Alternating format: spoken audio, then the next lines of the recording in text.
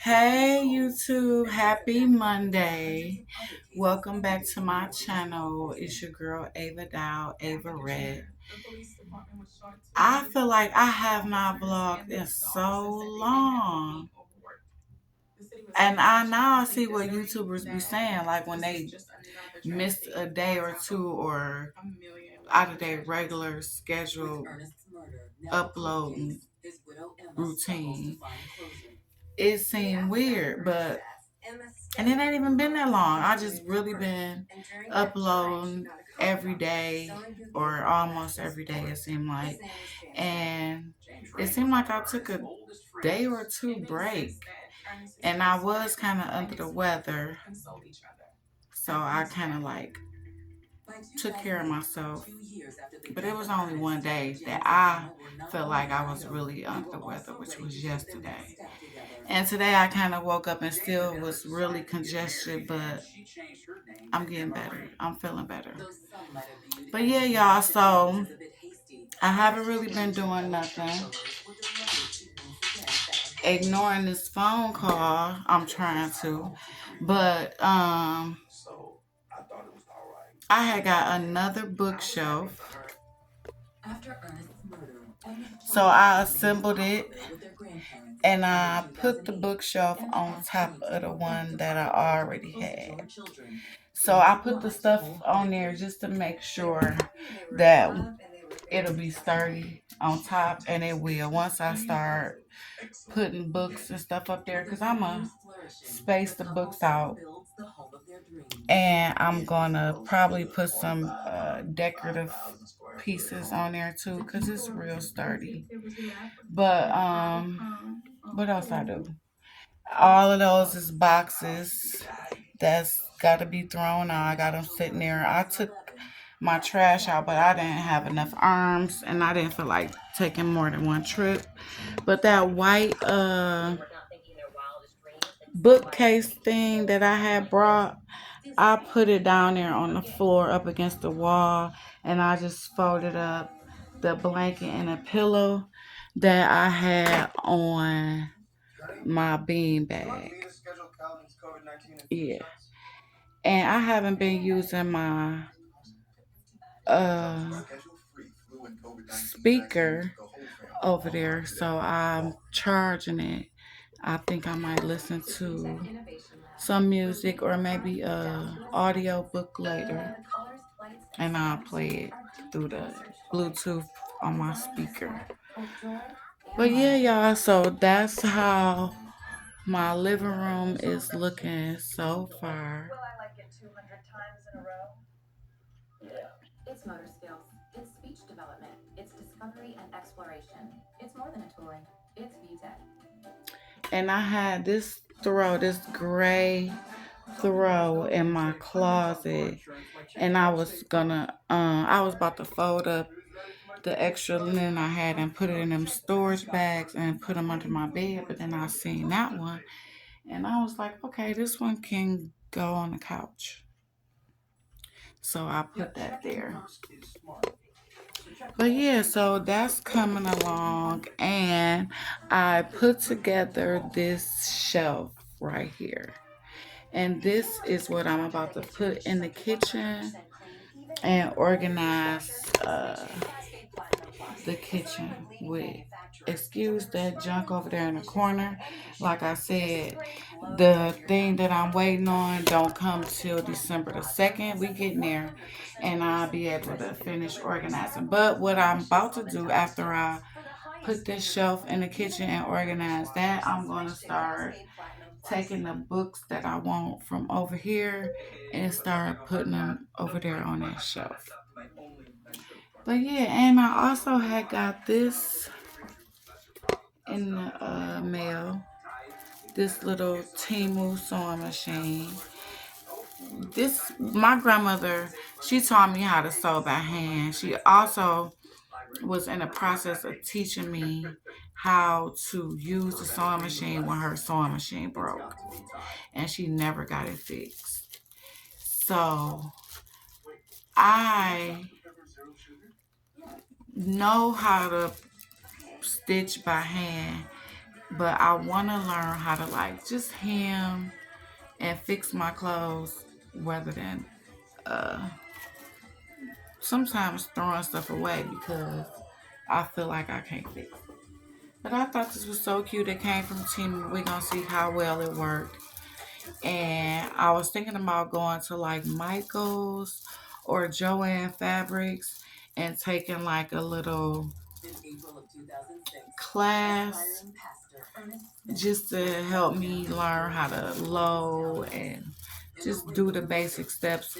Even though I know YouTube can teach me and don't think I won't hesitate to use it. I just like to learn stuff more hands on. And I think if Michaels or Joann's offer that free, or even if they offer it for a small price, then that's what I'm gonna do. I'm gonna try to take a class. But another class I want to take is computer tech, y'all, because I want to learn about my laptop and how to maneuver and do certain things. And I'm not that girl. I don't know how to use, uh, I'm not computer tech savvy. So yeah, and it came with the little pedal and the little charger.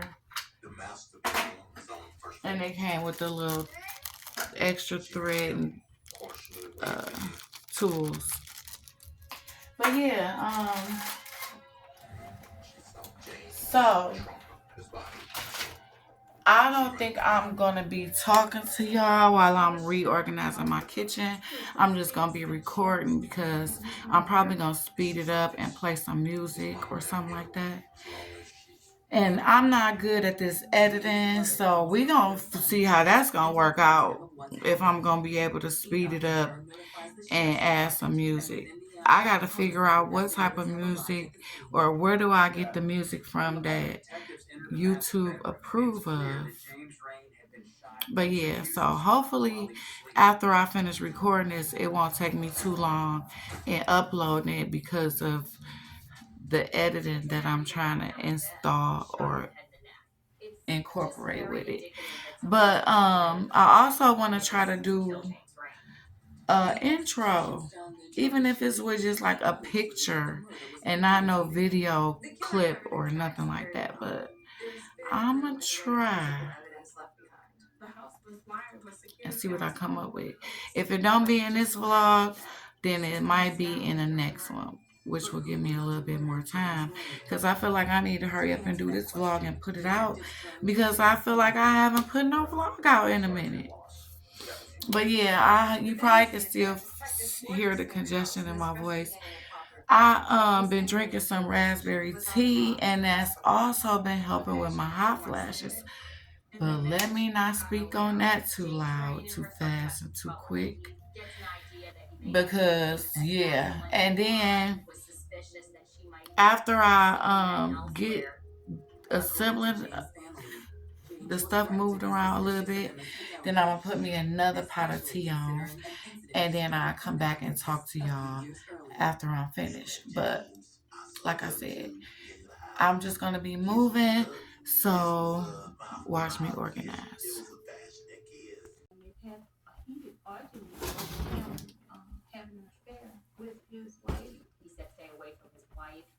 He wanted out of the marriage. The family says after Ernest received the offer to be the pastor of the mega church in Atlanta, he decided that divorcing Emma wouldn't be in his best interest. It would look good if you get in the church and you're not with your wife. Because of his faith in God, he decided to stay and try to work it out. Ernest ultimately accepted Emma back, but not before he sent his old friend James a stern warning. James, quick temper. You don't be saying this. You don't be telling me what you do. Enoch tells police that it was just months after the confrontation between Ernest and James that Ernest ended up dead. It wasn't long after Ernest's death. In a couple of weeks, she moves in with James. People speculate and gossip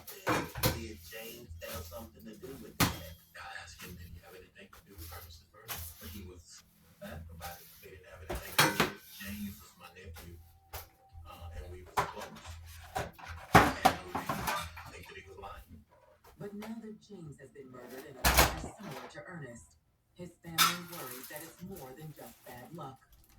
After James's murder, we started asking family whatever information people can give us to where we can piece the puzzle together to try and solve James's murder. I said something's not right there.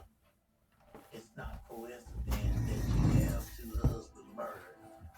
Back at the station, Copperville investigators are equally suspicious. But at this point, there's zero evidence proving Emma killed either Ernest or James. Yes, is this Emma?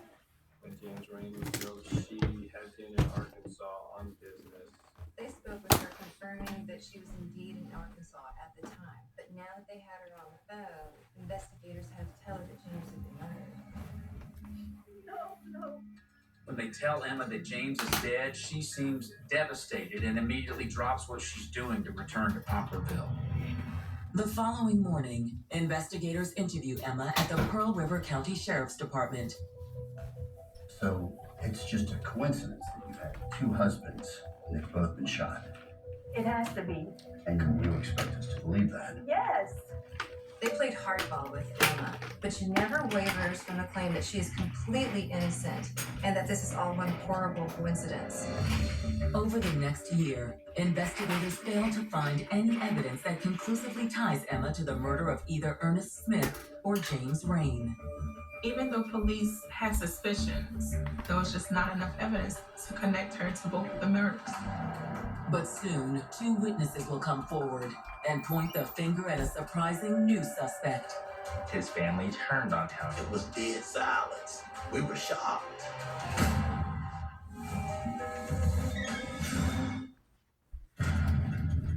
In the span of 5 years, real estate agent Emma Rain had not one but two husbands brutally murdered inside their own home. With both men gunned down in similar fashions, investigators wonder if the two murders are more than mere coincidence. But there's zero physical evidence linking Emma to either crime. Just as Ernest's case, James Rain's case eventually rose gold. But then in March 2012, a call comes in to a New Orleans cold case unit. That's Chambers. It's James Rain's brother, Enoch Rain. Enoch specifically asked for the cold case detective to send to Chambers. Enoch tells Detective Chambers he had recently seen her on a television program profiling cold cases and called her number. I catch Louisiana local news program where they talking about a cold case, and Miss Chambers, she's pretty good with what she do for cold cases. Turns out the information that Enoch has to share isn't about his brother's case in Mississippi. I said, we got some information into Ernest Smith murder. Later that afternoon, Detective Chambers sits down with Enoch and his uncle William at her office. How did you come across this information? Well, we were actually looking into the murder of my brother James. According to Enoch, not long after James' funeral in 2011, he and William sought out his 27-year-old adopted brother, Alfred Everett. Alfred was adopted by his mother. I think around 13 years old. His mother had passed. James was still around the house when he came in, so they just spent a lot of time together. He looked up to James. They was real close. If anybody might have some insight into James's murder, it would be Alfred. So according to Enoch, he and William decided to ask Alfred if he had any idea who might want to harm their brother. What's up, nephew? What's up, bro? Come through, man. Just looking up. Man, what you think about all this stuff going on with them? What do you mean? You know what I mean. First Ernest gets shot in New Orleans, now James, and that's not a coincidence. And that's when Alfred just breaks down. He started getting nervous and shaking, and he started crying. What's going on? Alfred Everett informs them basically that he has something to tell them.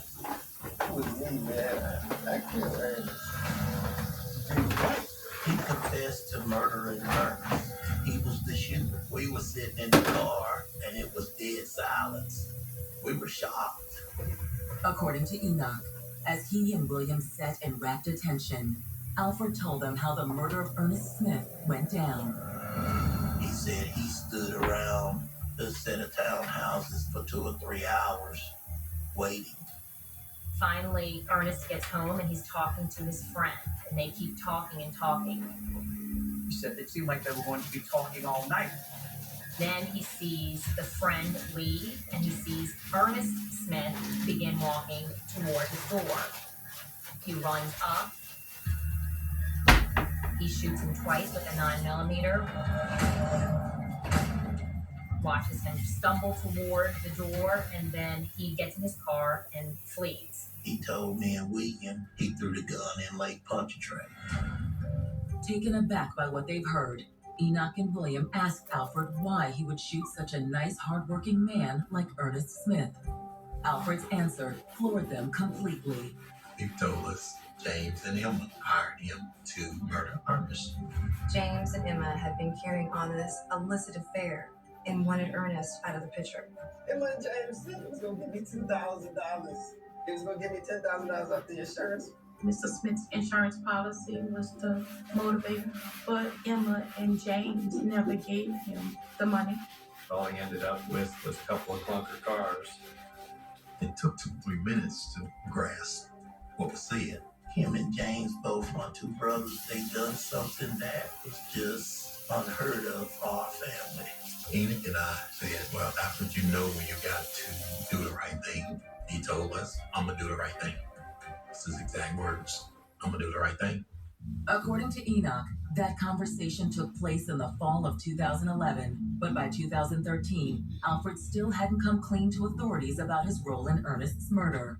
So they took it upon themselves to come to New Orleans and notify myself. They're the kind of people who, once you meet with them, you know that they are not lying. The truth coming out and moving forward, and justice is important for them. In an effort to corroborate Enoch and William's story, Detective Chambers obtains a warrant for Emma's cell phone records from the night of April 12, 2006. One of the telephone calls that she made almost immediately after the police departed the scene was to her lover, Mr. James Rain. After examining Emma's cell phone records, Detective Chambers takes a look at the life insurance policy Emma had taken out on Ernest prior to his murder. The insurance policy was started out as a $100,000 insurance policy. Then literally doubled from like $400,000 to $800,000 over the course of a couple months before his murder. She and James built this very lavish and mansion-like home in Poplarville from Ernest Smith's insurance money. But in combing through Emma's financial records, Detective Chambers realizes the payout on Ernest isn't the only hefty insurance policy Emma Rain had recently cashed in. After James's death, she never missed a beat on James' life insurance policy. The one for James was $400,000. That was most suspicious since Mr. Rain now was the victim of a homicide himself.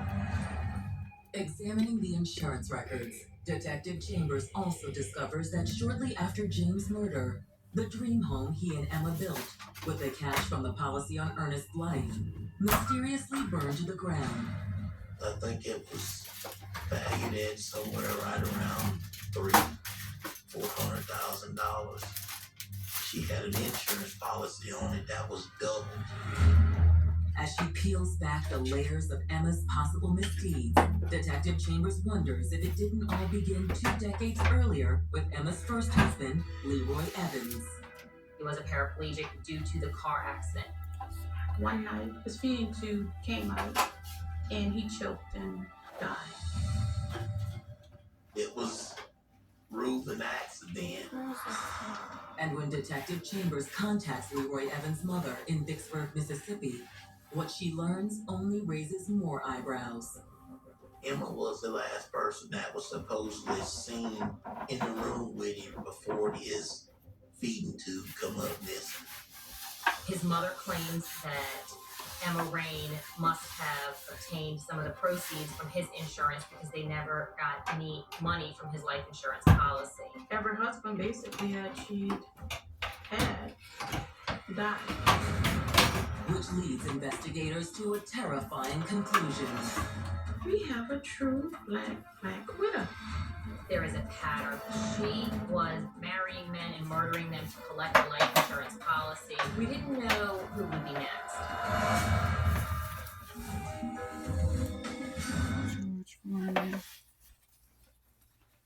Jen loved her gay hibiscus hula flames until Brad moved in and brought along a few new exciting additions. And they discovered that when they mixed their scents, they were more than just soulmates.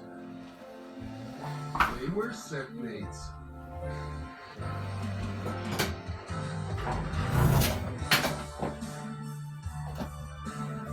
Mix, match, more happy with Gain.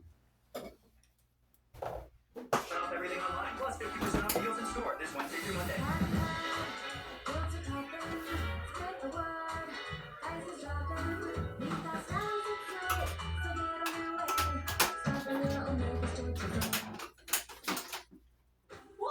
It's the most wonderful time of the year. Holidays on the House is back at DraftKings Casino. Unwrap excitement with all the games you love. There's classics like slots and blackjack, plus new favorites like Rocket and more. You better hope you've been nice this year, because DraftKings is giving out rewards all season long. The only thing harder than picking which casino game to play is deciding on a photo fee holiday card. New players pay $10 to get 100 instantly in casino credits. Oh, the crown is yours. What time out? Incoming dishes. Doc! With Dawn Power Wash, he can fly through 99% of grease and grime in half the time. Oh my gracious. Look at him go. Yeah, Dawn Power Wash is unique. It absorbs grease with 3 cleaning boosters, removing it 5 times faster. Ooh, for Greek's sake, that was fast. And Power Wash can replace multiple cleaning products. Whoa, recovery! Upside down clean. Dawn Power Wash, the better grease getter. The right diaper for your wild child is the one they can't take off. Only Pampers Cruisers 360 has a stretchy waistband, so tiny hands can't take it off. Up to 100% leak-proof fit. Pampers Cruisers 360, the baby-proof diaper. Honey, do you want me to schedule Calvin's COVID-19 and flu shots? Way ahead of you. Stay out of trouble. Schedule free flu and COVID-19 vaccines for the whole family online today. Walgreens.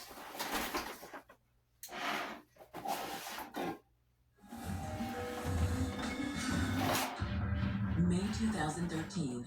Nearly 1 year into their investigation, cold case detectives now have reason to suspect that 20 years earlier, Emma Rain, then Emma Evans, murdered her first husband, a paraplegic named Leroy Evans, and collected a life insurance policy she had taken out on him.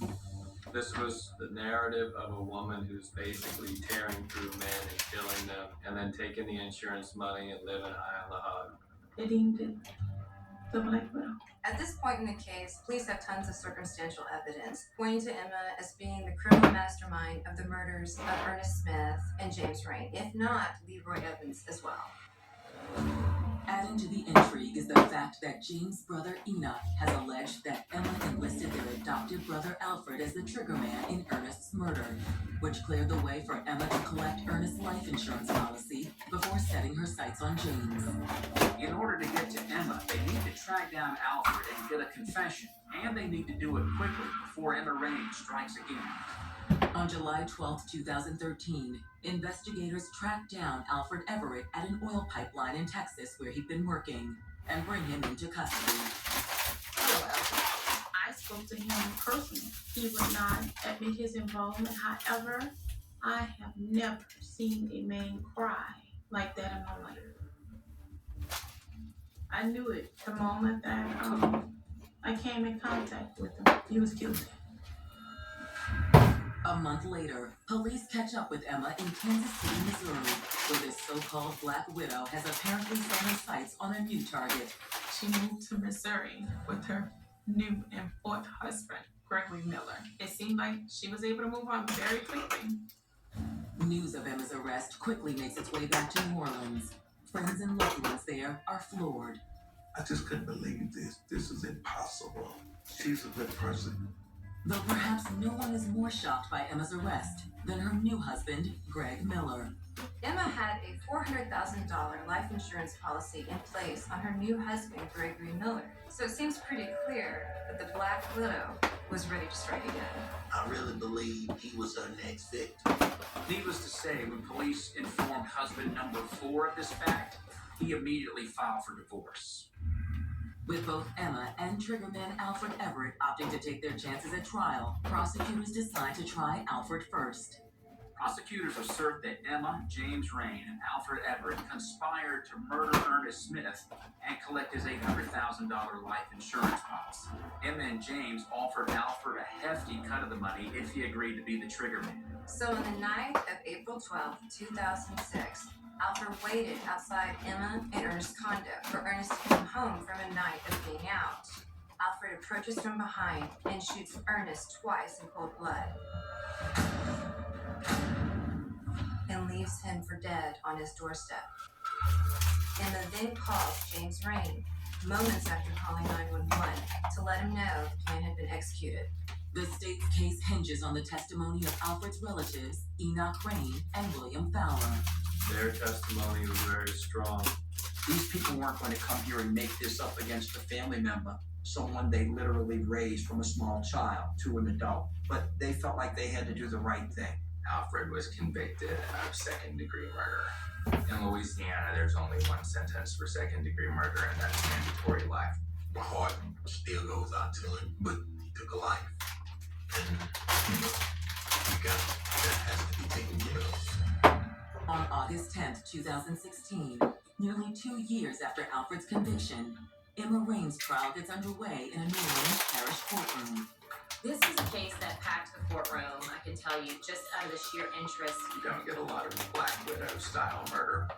Though Emma is suspected of murdering all 3 of her husbands, prosecutors are quick to remind the jury that she's only standing trial for the murder of husband number 2, Ernest Smith. We knew she did not actually pull the trigger, but she was a principal to the killing. Perhaps the most gripping piece of evidence submitted is the surveillance footage from Emma and James' home, which stopped recording just hours before James Rain's murder. There were surveillance cameras all over the house that were installed by Emma Rain. Police see that she is the last one in the surveillance camera footage, and she's actually manipulating the central location of the surveillance cameras. They all shut off together, and she's the last person seen in frame before his murder. On August 12th, 2016, the jury returns with their verdict. They convict her of murder. Send her away for life. It took me a long time, but when I look at her now, I see wickedness and evil. By now, Ernest would have been what you call a national preacher. That was just so much more that he had to offer his people, the church world, and the community. As for James Rain's family, they understand he played a role in the death of Ernest Smith, but ultimately James was a victim as well. James was guilty, but she calculated the whole situation. My 2 brothers was just pawns on her chessboard. Evil is the word that comes to mind.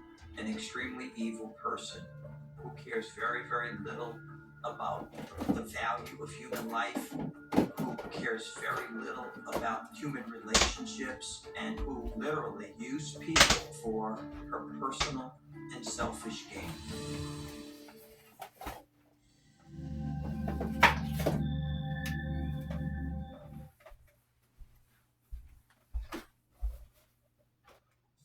Honey, do you want me to schedule Calvin's COVID-19 and flu shots? Way ahead of you. Get in trouble quick. Schedule free flu and COVID-19 vaccines for the whole family online today. Walgreens.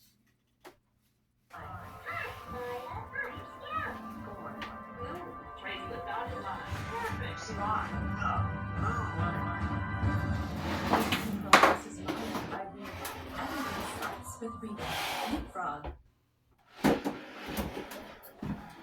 You're waiting for your doggy, playing slots, blackjack, and more. I got a jackpot, baby. It's all the fun of the casino floor. Rolling rugged online casino, always a crowd pleaser. So get up while you wait for that golden retriever. players, download the Golden Nugget online casino app and get $50 in casino credits with first deposit. Make any moment golden. You want Dr. Pepper zero sugar? Yeah. Okay.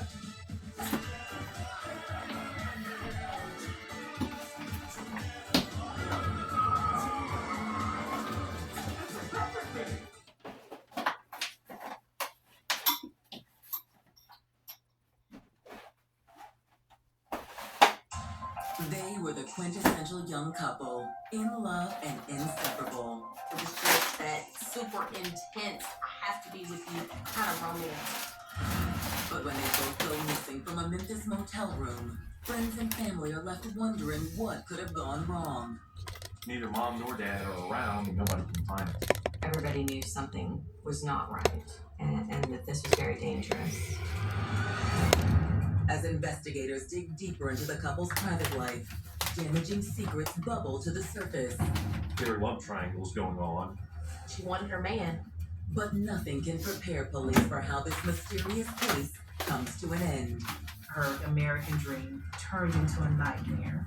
It became so much of a mystery that even to this day, you can't help but be just a little paranoid and wonder who's underneath my bed.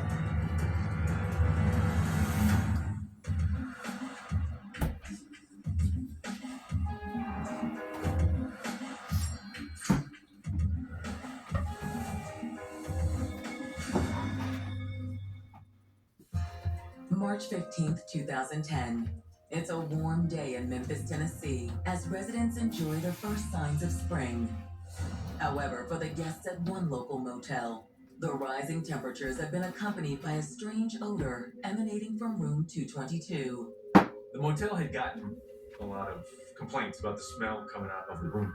The hotel clerk and the management were aware of the increasingly horrible odor, and that's why they ordered folks to clean more consistently, to clean thoroughly, but it wasn't going away, and they couldn't figure out why.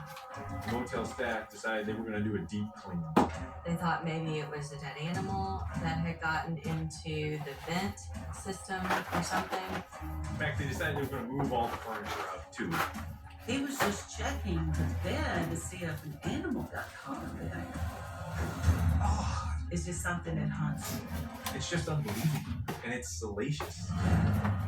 What the motel staff doesn't realize is that they've uncovered a gruesome piece of evidence in a bizarre missing persons investigation, at the heart of which are two young lovers and a web of lies and secrets. Ask anyone who knew lifelong Memphis native Sony Millbrook, and they tell you the same thing. Sony had a heart of gold.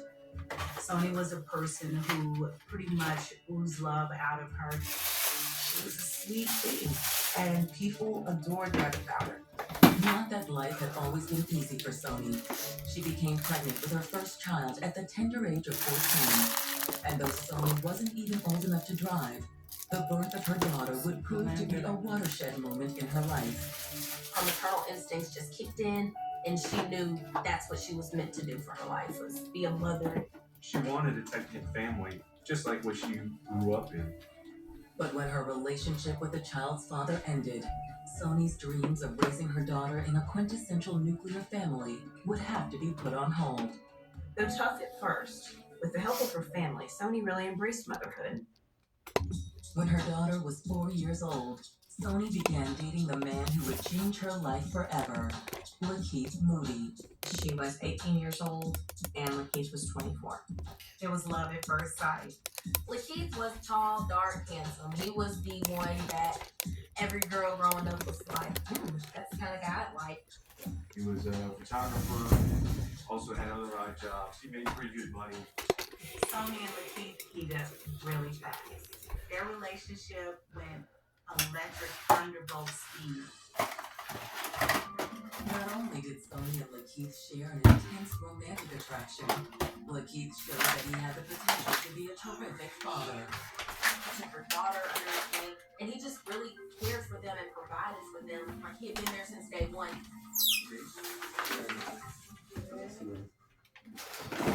It wasn't long before Sony and Lakeith's family began to grow. grow. When she was about 19, she found out she was pregnant with a child. Both of them were dead. By 2006, the couple had 3 children and a 4th on the way, all girls, and they loved them with all their hearts. He made sure that he provided for them. He was working, and of course, her being the loving mom that she is, was rearing them in the proper way, making sure that they were cared for. But the struggle to provide for a family of 6 is only a relationship. The stress of trying to make sure that things meet, paying bills, making sure that the children had everything that they needed. It became a burden. He was really in a bind, and in order to provide for his family, Keith made some bad decisions. Keith turned to some things that got him into some trouble with the law. Break-ins and burglaries. He went to prison, and that left Sony to raise the children by herself. Sony faced a lot of financial burden. With his savings quickly running out, bills piling up, Sony had to work herself. He ended up getting a job as basically like a teacher at a daycare here in town. And that perfectly suited her. It was tough, but Sally worked hard for him. All the while, she never gave up on him. She believed he was a good man, and that when he was released from prison, there would be one big happy family again. And when Lakeith was finally released from prison, Sony was elated. This is where you belong. Me and your family. I know, man. I'm sorry. Lakeith was back on track. He was showing her the love and the support that she once needed.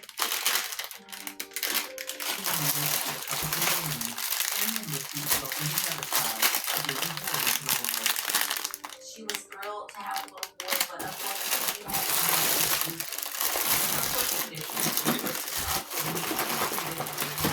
he had Children's Research Hospital. Seeing how the baby was taken care of, the same thing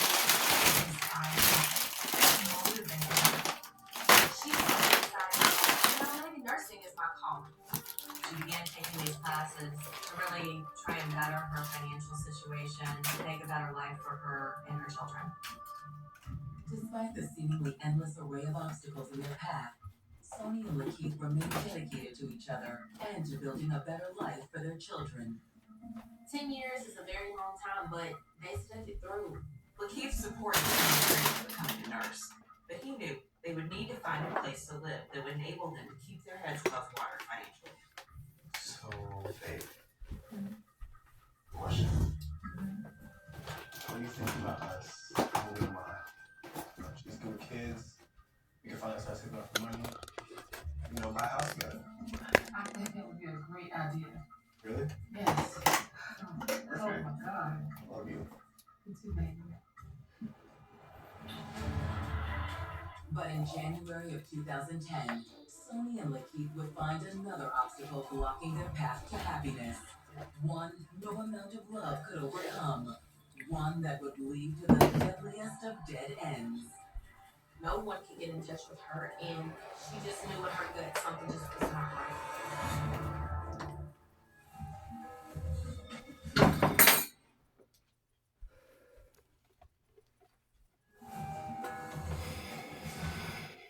After 10 years together, 28-year-old Sony Millbrook and 34-year-old Lakeith Mooney's relationship had stood the test of time. The passion that Lakeith and Sony shared between one another was electric. However, on January 27th, 2010, this loving romance takes a bizarre and tragic turn. It starts when Sony's mother receives a series of calls regarding Sony and her children. Hello? Yes? It was 6 o'clock in the afternoon. Mom got calls from the schools and daycares to come pick up the children. And of course, immediately, she felt like that's just not my son. I'll be right there. All right, thanks. Bye. Initially, she passed it off as, oh, well, she's in school. Maybe she got caught up in class or a study group or, just focusing on something school-related. She went to pick up the kids, but another call soon came in that really put her in a panic. Hello? She got a call from the Social Security office that said that Sony had missed the appointment that she had scheduled to try to get her son set up on disability. Sony works really hard to get this appointment. It's not easy to get disability appointments. And so that's something definitely that she would never have missed. When she didn't show up for it, it was definitely a red flag. That day, Sony's worried mother files a missing persons report with the Memphis police. She hadn't heard from Sony and no one could reach Lakeith either, so she dropped the kids off with relatives and rushed down to the police station. Hey, sorry to keep you waiting. I'm staying with Mr. Person's report. What's this for? It's for my daughter, Sony Milbrook. Although her mom wanted to stay positive, although she wanted to think the best, I believe she knew. She knew that there was a problem. When asked where Sony has been living, her mother explains the situation is a little complicated. She's been having some financial problems. She and her boyfriend were staying with his aunt. There was this rat problem at Lakeith's aunt's house. They don't want to live in that house with the rats. Just not safe for the children. So they moved into a motel. Type of motel where you can stay for an extended period of time and did not break the bank. We will let you know. Thank you. Thank you for this. Thank you. But before detectives have a chance to check out the motel in question, they receive more alarming news. Lakeith's mom called the police to report that her son was missing as well. Now they're looking for Lakeith, wondering is Lakeith potentially in any danger too? Was he hurt? Did somebody take both of them? The next morning, detectives head to the motel, hoping to uncover some clues about the couple's disappearance. This is their room. When the police initially got to the hotel room, there was no sign of struggle. There was no sign of break-in. There was no sign of really anything other than there had been people living in the hotel room. What they saw was a family that had been living in a motel, but there was no family. It was like they just completely vanished in thin air. The police found out that the last time Sony was seen was on January 27th of 2010. The clerk came by and knocked on the door. They came by around 11:45 because they hadn't paid their bill.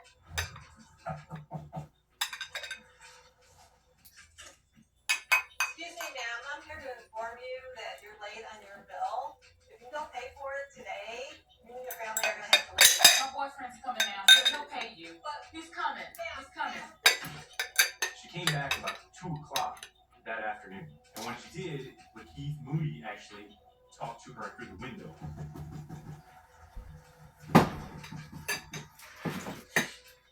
Sir, your bill is past due. You need to pay your bill. Otherwise, we'll have to have you evicted. Listen, my mom's gonna pay the front desk. I already know. I spoke with her This about bill needs to be paid the today. front desk. I spoke with them. This Go bill talk needs to to the be front paid desk. today. Sir! Sir! That's the last time I saw her. All right, well, thank you. We appreciate it. We'll be in touch. Thank you. Over the next 48 hours, detectives look into several possibilities of what could have happened to the missing couple. Sony's car was missing. It wasn't in the hotel parking lot where they had been staying. So where was the car? Told the motel, oh, yeah, we're gonna pay it, but maybe that was a lie and they were just trying to buy some time in order to get out. Based on what Sony's mom had told police, she didn't seem like the type of person that would just up and leave her kids. That's the police had to consider every possibility. Detectives also consider another possibility. Given the less than ideal location of the motel, they wonder if the police themselves turned to the streets in order to make money to arrest. This hotel is on the Spruce Road, so everyone knows that the stop is the nicest part of town. There are prostitutes and family members who live there. There's everyone on the outside. The couple were trying to figure out how they were going to make it. Therefore, it wasn't beyond a series of days. The couple decided to take their home in the offer from one of the next time to actually live in the facility. Before the police afterward, they owed somebody money. But without any additional signs of foul play, police can only push the investigation so far. It just seems like a completely vanished out of thin air. Where did they go? Why did they leave everything behind?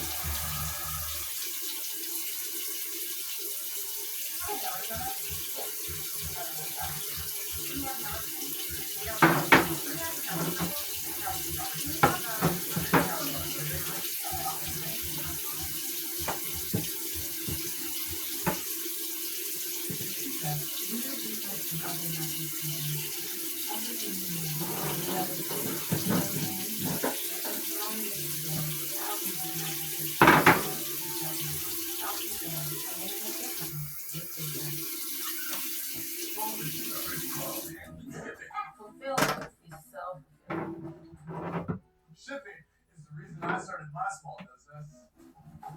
Amazon handles shipping and logistics for small businesses so they don't have to.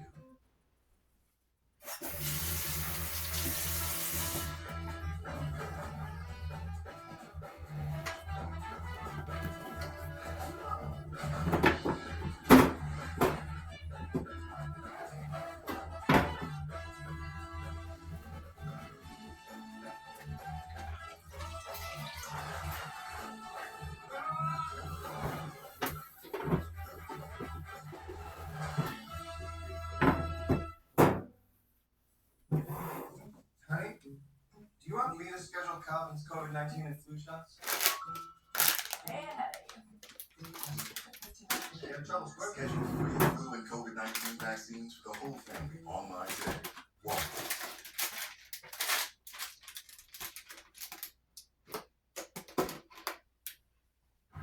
In Memphis, Tennessee, detectives working the missing persons case of Sony Millbrook and Lakeith Moody have been unable to determine just what happened to this young couple.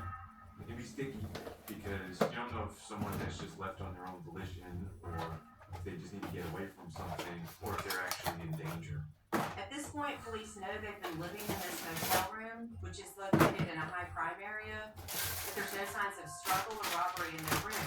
So police don't know if they've been attacked or if they've committed a crime of their own and are on the run. Really, anything is possible at this point. Just when detectives feel they've reached an impasse, a call comes in from one of Sony's friends on January 30th, 4 days into the investigation. A friend of Sony's contacted them saying that she had spoken with Sony the day that she went missing and that she was supposed to be meeting up with this person named Thompson. Friend says, hey, Sony kind of might have had this thing going on with him. What do you think the actual relationship was? Sony's friend didn't really know the guy, but she did know that he had been in prison. After doing a little digging, police discover the mystery man's full name, Thompson Poole. He had been in prison and he just gotten out. So it's the sort of thing that will raise a red flag for police. So the investigative work led the police directly to Thompson to ask questions and to get some answers for Sony and her family. Thompson Poole? Yeah. Can I ask you a few questions? What? For investigating the disappearance of Sony Millbrook and her boyfriend, Lakeith Moody, you think you might know Sony? Yeah, actually I do. And Lakeith. We're friends from the same neighborhood. Thompson was a car guy. If you needed to connect with a car, Thompson was the person that you called. That's who he was in the community, and that's who Sony and Lakeith knew him to be. How close were you? Were you romantically involved? Romantically involved? Me and Sony? Yeah. Nah, bro. They find out that the reason why him and Sony were having interactions is because he and Lakeith insisted on switching vehicles.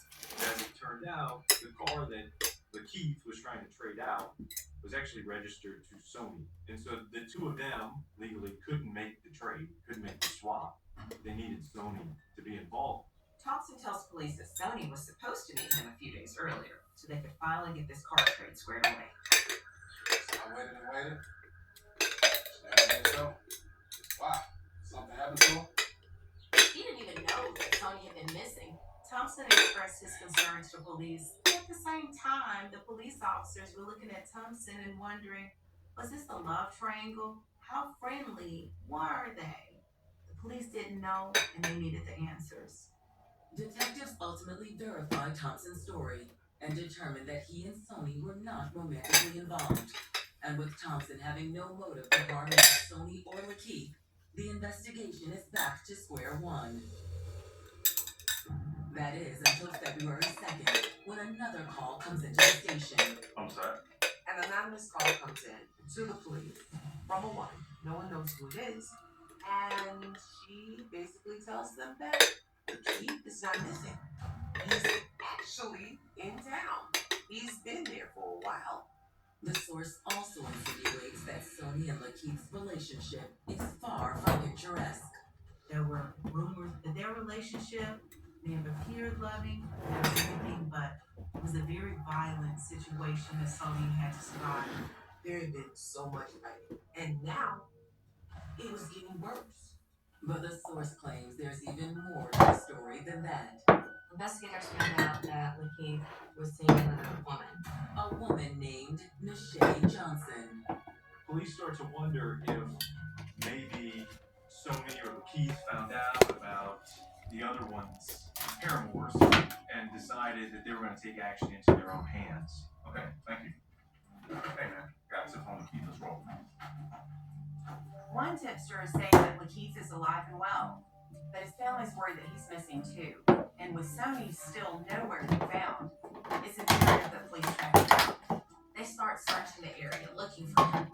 They're going around with his photo, asking hotel clerks in the area if they've seen him. They showed pictures to several motels, came up with nothing. Finally, they struck gold. Jimmy? Yeah, how you doing? Should take a look at this picture. See if you've seen that guy before. Yeah, give him a second. When they show this manager's picture, lo and behold, they find out that he was there, but he had just checked out. The clerk said that not only had Lakeith been staying there, that he was driving a red Park, and the police found that very strange because they knew that Sony's vehicle was red. Now the police are wondering, what was Lakeith doing in Sony's car? Could they be together? Or was Lakeith by himself? Thanks, man.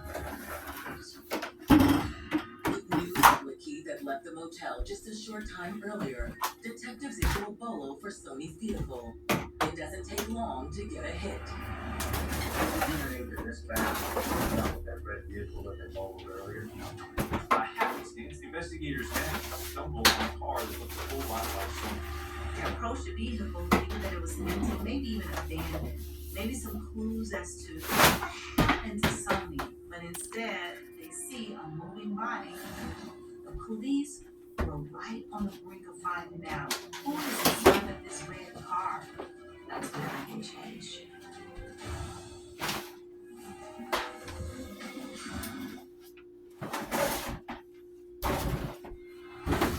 On February 2nd, 2010, Memphis police approach a vehicle which fits the description of a car owned by 28-year-old missing mother, Sony Millbrook.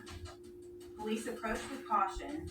They don't know if it's Sony's boyfriend Lakeith inside, or perhaps even a carjacker who may or may not be responsible for Sony's disappearance. It's not Sony in the vehicle, but in fact, it's Lakeith.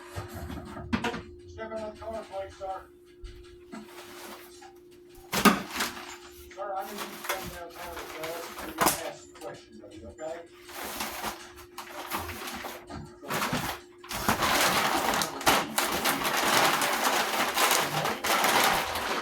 Where's Sony? Does Lakeith Down at the station, Lakeith tells detectives what he knows about his missing girlfriend. Got a few questions for you. You know where Sony is right now? Oh, no. He said the last time he had seen her was that morning of January 27th. He said they had had an argument, resolved it, then he left Sony's car. And he says he was around for a while to try to clear his head. He told police that after the fight, he really needed to cool off, and that he figured she would just contact him whenever she was ready to talk, or she would show up at the hotel because she knew where to find him. How is somebody going to pick up your children without having a car? She told me she was about to buy another car with the income tax money they got back. The police thought that's definitely possible. Maybe that's the reason why she was going to meet with Thompson. Though Lakeith appears forthcoming with information about Thompson Poole, when detectives press him about his alleged relationship with Nishay Johnson, he suddenly comes down with an apparent case of amnesia. Let me ask you this. You know on the Shay Johnson? Shay. That's what we know. He denies even knowing who she is, and police begin to wonder, is he hiding something, or is he trying to protect Nishay? After a while, Lakeith begins to shut down. He has no more answers for them. So they had to take another route. Younger West went that out. Stand up. They basically slapped a charge on him, accusing him of stealing Sony's car. And that way they were able to take him to the Shelby County Jail, lock him up, keep tabs on him, and see if he might change his mind and talk to investigators. The next morning, detectives turn their attention to Nashay Johnson, hoping she can shed some light on Sony's disappearance. But before they get a chance, a new lead surfaces. Homicide. When was this? February 1? Thank you. Hey, guess what? You got a hit. On February 3rd, the police got another big break. They discovered that Sony's EBT card was used at a convenience store. It's been used February 1st, so 4 or 5 days after Sony went missing. The police rushed to the convenience store to find out maybe it was just Sony. Turned out it was a guy they used it. He went in, he got orange juice as well as $200 from the cash part of the evening. And afterwards, he left. The clerk is able to post surveillance video from 2 different cameras. The video shows a black male exiting her store. A man who looks a whole lot like Keith Moody. Police can't say that with 100% certainty, but the video does offer one additional clue about the man's possible identity. He gets into the passenger side of a gold vehicle and the vehicle drives away. Back at the station, detectives scroll through Shelby County vehicle registration records in an effort to identify the owner of the gold car. As detectives pour through the records, a call comes in from the CSI techs who are processing Sony's car. Okay. Okay. Mr. Johnson? When the police start processing Sony's vehicle, they determined that the license plate on the back of it doesn't belong to her car. In fact, it belongs to a vehicle that belongs to Nashay Johnson. Thank you. The very same Nashay Johnson is rumored to be Lakeith's mistress. The police are wondering if this love triangle is a little more complicated than they thought. The police went to Nashay's apartment, and what did they see? They saw Nashay pulling up in the gold car. Nashay agrees to come down to the station for questioning. The police were very interested to find out how Nashay was even connected with Lakeith. And the funny thing is that Nashay and Sony were actually really good friends. But that friendship did not keep Nashay from hooking up with Sony's man. She had met Lakeith through Sony. The relationship had been ongoing up until January of 2010. She tries to maintain that her and Lakeith broke up in early January. They hadn't seen each other in quite some time. But once police confront her with the surveillance video, she finally just comes clean. Look, I owed a piece of money, so I went to meet up with him. And after that, he asked me to drop him off at the convenience store. That's it. That's all I know. She says she's just as worried as everyone else trying to find out where Sony is. The police are a little skeptical about that story simply because she was having an affair with Sony's boyfriend. This is coupled with the fact that they discovered the license plate on the back of Sony's car had been swapped out and is now on the back of the Nashay's vehicle. How do you explain that Sony's back on the back of the vehicle? I mean, Lakeith and Thompson, they're always trading cars and titles and stuff. I don't know, maybe they did it because the tag on the car expired or something. I mean, honestly, I don't know. Without any other evidence to pin her with anything, there's nothing else they can really do. She didn't have any outstanding warrants, she didn't steal anything, so they just kind of let that simmer. You have a couple of suspects and zero whereabouts of where Sony is. So you're starting to wonder what's going on. Well, that's it. We'll be in touch. The following day, detectives are contacted by Lakeith's mother, who claims to have a crucial piece of information about Sony. Hello? Yes, ma'am. Okay, thank you. You gotta go. She feels like it might be a key piece of evidence in her disappearance. It takes this case into a whole other dimension.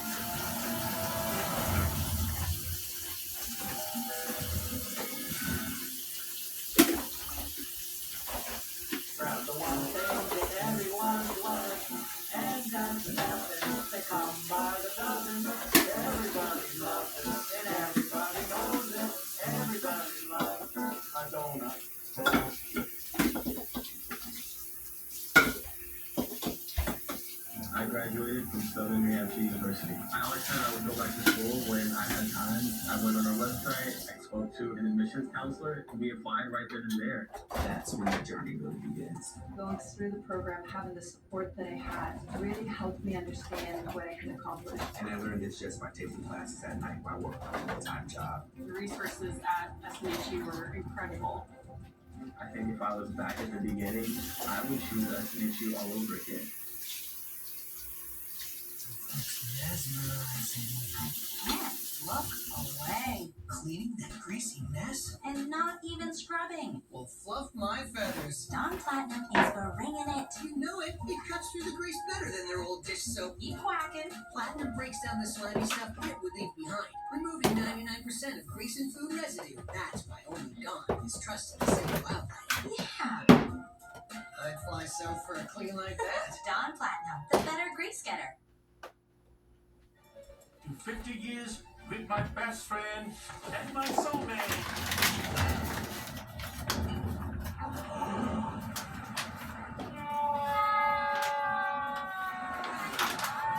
Quick, the quicker picker-upper. Only Bounty absorbs spills like a sponge, and Bounty is 2 times more absorbent, so you can use less to get the job done with one.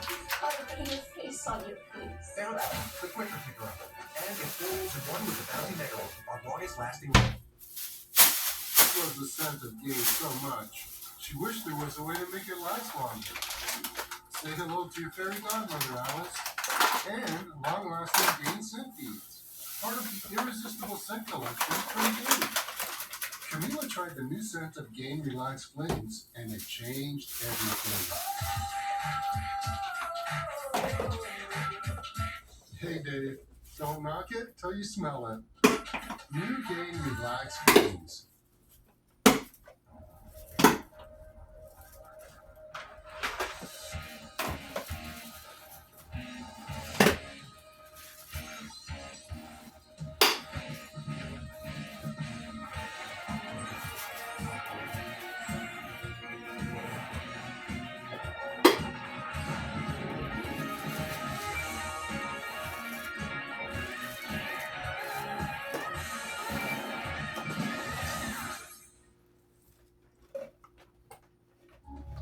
As they investigate the disappearance of Sony Millbrook, Memphis police receive a phone call from the mother of Lakeith Moody.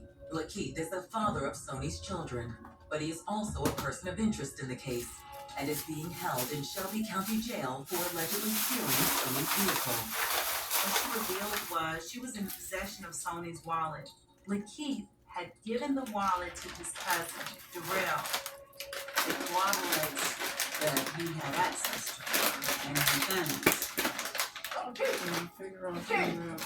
And it also corroborates that he was using her guns. Police are starting to go back into their suspicions and wonder whether or not he may have had something to do with the kidnapping of this woman. But it could easily be explained away because it was her boyfriend. He was in Sony's vehicle. He could have easily found the wallet in the vehicle. That wasn't enough evidence to truly connect Lakeith to Sony's disappearance. 6 weeks pass without any new developments in the case. Not having answers to what happened to your loved one, what happened to this mother of 5 children, can be really frustrating and heartbreaking. Finally, on March 15, 2010, detectives received startling news. The police get a phone call and comes to find out that a hotel employee found a body, and it just so happens that that body was used in the same hotel room that Lakeith and Sony had shared prior to her disappearance. The hotel noticed that there was no odor. No matter what they do, no matter how much they clean or how many times they clean, they cannot get rid of this odor. After so many complaints about the stench, that's when the hotel pros revealed to the police that they had to take down the bed only to discover the decaying body. That had to be absolutely a complete surprise and like a horror movie. Police showed up and sure enough, walked in, and as soon as they got on top of it, the stench of death was just palpable. They see a woman with a coaxial cable around her neck, and it's clear that based on his composition that she had been there for several years. highly suspect that it is some sort of and it's not wrong for cigarette to confirm exactly what they were suspecting. The missing person comes a homicide. The medical examiner was able to determine that she was strangled to death. And that's not